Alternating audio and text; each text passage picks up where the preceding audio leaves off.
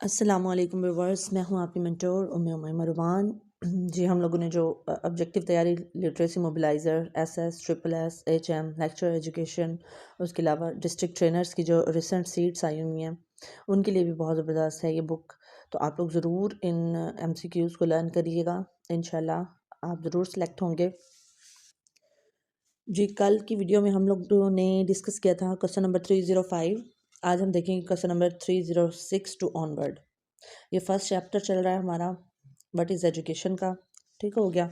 अच्छा, अब हम जनाब देख लेते हैं जी the question number 306 the process of education ranges from.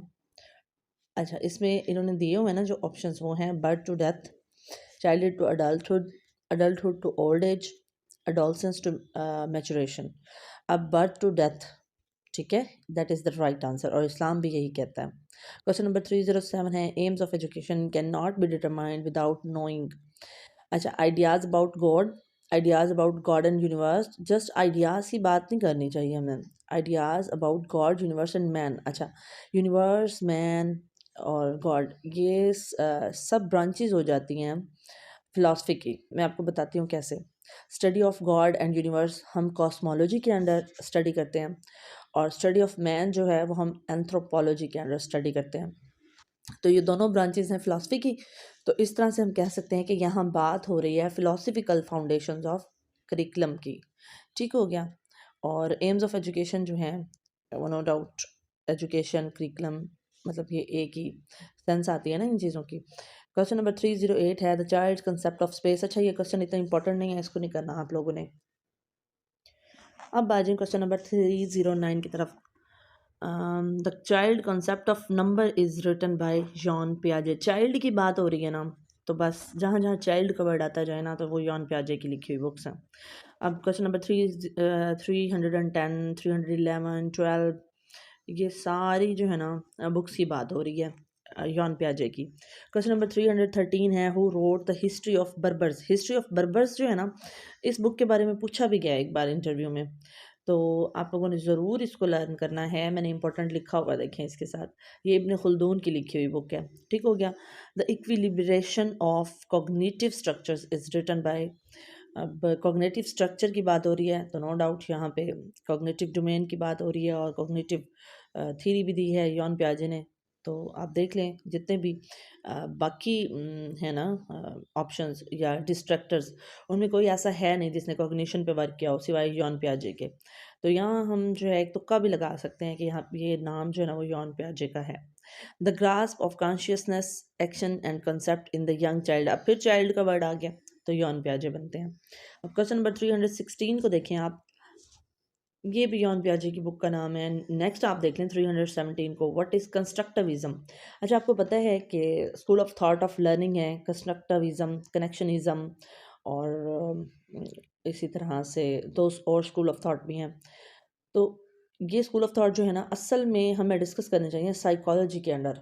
ठीक है, लेकिन यहाँ एजुकेशन की बात हो रही है, तो एजुकेशन में लर्निंग की सेंस भी आएगी, तो इसलिए कंस्ट्रक्टिविज्म की यूज़ है। तो ये एक लर्निंग थ्योरी है, वहाँ पे दिया हुआ है। अच्छा, कंस्ट्रक्टिविज्म का मतलब क्या होता है, मैं साथ साथ आपको ये बताती जाऊँ। जो लोग न्यू है ना, उनको नो डाउट आइडिया नहीं होगा कंस्ट्रक्टिविज्म का। कंस्ट्रक्टिविज्म का स्कूल ऑफ थॉट जो है ना, वो ये कहता है कि स्टूडेंट्स जो हैं या लर्नर जो हैं या बच्चा जो है, अपनी नॉलेज खुद कंस्ट्रक्ट करता है। ठीक है, कैसे? अपने अपनी कॉग्निशन को यूज़ करते हुए। ठीक है, but it is the not main point of that school of thought. ठीक है, इसका main point of school of thought का मेन पॉइंट जो है ना वो ये है कि बच्चा जो है ना अपने एक्सपीरियंसेस के थ्रू, अपने इर्द गिर्द के इन्वायरमेंट के साथ इंटरेक्शन के थ्रू अपनी नॉलेज को खुद कंस्ट्रक्ट करता है। और जो यॉन पियाजे हैं इनको कॉग्निटिव कंस्ट्रक्टिविस्ट भी कहा जाता है। अभी हमने पीछे डिस्कस किया है ना यॉन पियाजे को, और ये बहुत इंपॉर्टेंट क्वेश्चन है, आप लोग ज़रूर लिख लीजिएगा। यहाँ मैंने लिखा नहीं है, मुझे अभी मतलब माइंड में आया तो मैंने सोचा आप लोगों के साथ डिस्कस करूँ। यॉन पियाजे को कॉग्निटिव कंस्ट्रक्टिविस्ट कहा जाता है। ठीक है, और आप लोगों ने मुझे कमेंट सेक्शन में ये ज़रूर बताना है कि सोशल कंस्ट्रक्टिविस्ट किसको कहा जाता है। ठीक है, दोनों ही ये जो हैं अच्छा, इसका ना मैं आपको हिंट देती हूँ, शायद आप नाम तक पहुँच जाए ना। ZPD, MKO, स्कैफोल्डिंग, ठीक है, इनकी इस थ्योरी में आते हैं ये थ्री वर्ड्स। यूज़ होते हैं, ये 3 आइडियाज़ यूज़ होते हैं। तो आपने अब मेरे ख्याल में आप लोग एग्जैक्ट आंसर तक पहुंच गए होंगे। अब आप मुझे बताइएगा कि सोशल कंस्ट्रक्टिविस्ट किसको कहा जाता है। अच्छा, क्वेश्चन नंबर 318 है जनाब, in UK status as the, sorry question थोड़ा सा मिस हो रहा है यहाँ पे, मैं अपनी बुक से स्टडी करती हूँ फिर आपके साथ डिस्कस करती हूँ।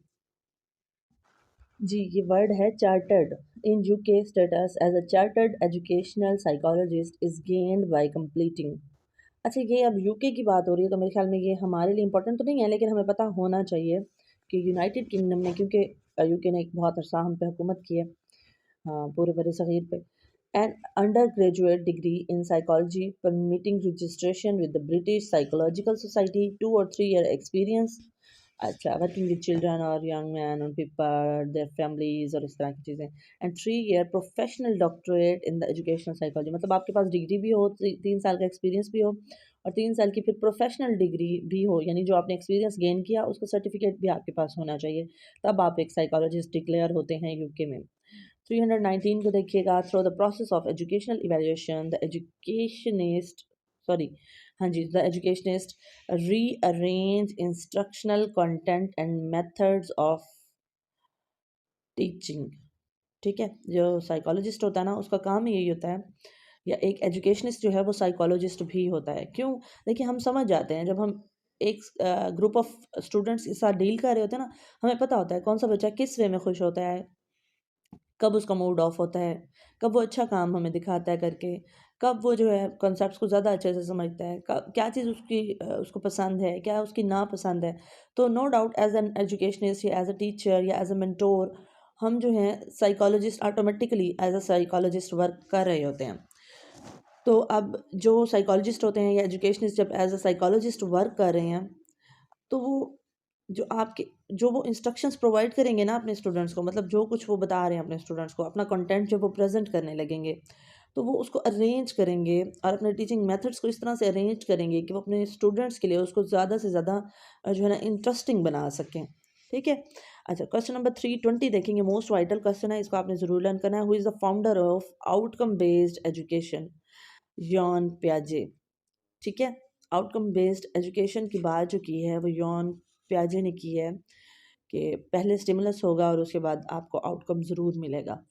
अच्छा, 321 OBE outcome based education is also known as, इसको सिस्टमेटिक एजुकेशन भी कहा जाता है, इसको परफॉर्मेंस बेस्ड एजुकेशन भी कहा जाता है, इसको टोटल क्वालिटी मैनेजमेंट भी कहा जाता है। ठीक हो गया। अच्छा, अब आप देखें question number 322, what is the first phase of Jean पियाजे थ्योरेटिकल रिसर्च प्रोग्राम? ठीक है। अच्छा, अब इसमें डिफरेंट जो ऑप्शंस दिए हुए हैं ना, उसमें एग्जैक्ट आंसर ए है, the sociological model of development. ये सेंसरी मोटर स्टेज की बात हो रही है। ठीक है, क्योंकि बच्चा जो है ना पहले अपने इन्वायरमेंट के साथ इंटरेक्शन के नतीजे में सीखता है, और वो ये काम करता है सेंसरी मोटर स्टेज पे। तो यहाँ पे उसी स्टेज की बात हो रही है, और पहली स्टेज यॉन प्याजे की थ्योरी की सेंसरी मोटर स्टेज है। ठीक हो गया। नेक्स्ट देखें, फिर दूसरी स्टेज की बात हो रही है नेक्स्ट क्वेश्चन में। 323 देखें, what is the second phase of Jean Piaget's theoretical research programme? The biological model. अब बायोलॉजिकल मॉडल क्या होता है? प्री ऑपरेशनल स्टेज की बात हो रही है यहाँ पे। ठीक है, अब यहाँ से हमें ये भी पता चलता है कि सोशियोलॉजिकल मॉडल जो है वो सेंसरी मोटर स्टेज है, बायोलॉजिकल मॉडल जो है वो प्री ऑपरेशनल स्टेज है। ठीक हो गया। अच्छा, अब उसके बाद देखें, क्वेश्चन नंबर 324 है, what is the third phase of Jean पियाजे थ्योरेटिकल रिसर्च प्रोग्राम? तो ये है इलेबोरेशन ऑफ लॉजिकल थिंकिंग या लॉजिकल मॉडल। ये हो रही है यहाँ पे कंक्रीट ऑपरेशनल स्टेज की बात। अब यहाँ से हमें ये पता चला है कि जो फर्स्ट स्टेज होती है वो बायोलॉजिकल स्टेज है यॉन पियाजे की, सॉरी सोशियोलॉजिकल स्टेज है, दूसरी बायोलॉजिकल है, तीसरी कौन सी है जनाब? ये आपने अब मुझे कमेंट सेक्शन में बतानी है, क्योंकि मैं आपको बता चुकी हूँ। मैं देखूँ आप लोग एक्टिव हैं या नहीं है, और फ़ौरन से बतानी है, दोबारा से वीडियो जो है बैकवर्ड करके नहीं आप लोगों ने बतानी कि कंक्रीट ऑपरेशनल की जो स्टेज होती है वो कौन सी स्टेज होती है। अब क्वेश्चन नंबर 325 देखें, what is the fourth phase of Jean पियाजे थ्योरेटिकल रिसर्च प्रोग्राम? तो फोर्थ स्टेज जो है वो है फिगरेटिव थाट। इसमें फिगरेटिव थाट आ जाती है, तो ये फॉर्मल ऑपरेशनल स्टेज की बात हो रही है। क्वेश्चन नंबर 326 को देखें, बुक जेनेटिक एपिस्टेमोलॉजी, जेनेटिक्स की बात हो रही है, तो ये यहाँ पे बात हो रही है जनाब यॉन पियाजे की।